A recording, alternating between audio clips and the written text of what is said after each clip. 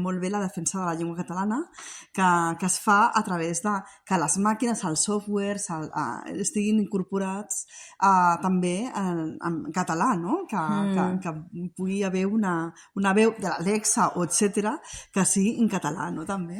Sí, perquè sembla mentida, però n'hi ha que no... O sigui, tant l'Alexa o la Siri, per exemple, no parlen català i, ostres, és frustrant, no? I això també apareix a l'obra de manera divertida, no? El meu personatge es frustra molt parlant amb les màquines, s'enfada, perquè, clar, no l'entenen i tal, i això crec que ens passa molt a la vida real. Exacte, sí, i llavors ja és filòloga i el teu personatge és filòloga i dobladora, i també es parla d'aquesta reivindicació de les professions que es poden arribar a perdre si la intel·ligència artificial va avançant més i anem veient que es van perdent feines.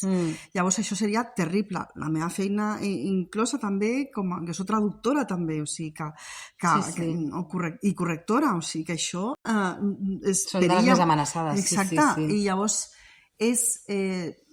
els grans escriptors com ells dos, no? I el Roc, que és un dramaturg que sempre toca la ciència-ficció, que a mi m'agrada molt el conec des dels inicis i sempre m'ha agradat molt tots els temes que treballa, i el Sergi, lògicament, també moltíssimes coses, és una admiració total, no?, cap al Sergi, i al Roc també.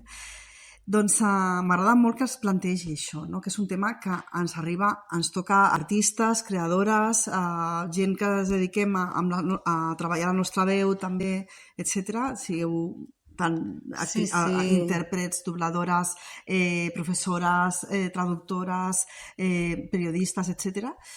I llavors, per exemple, hi ha molta gent que escriu ara articles ja en intel·ligència artificial i s'ha de veure molt bé quin article és real i quin article està fet en la IA. I cada cop costa més de diferenciar. No? I llavors tot això, per mi és una autèntica, no sé com dir, un autèntic manifest de defensa de les professions creatives i lingüístiques. Sí. I això m'agrada molt.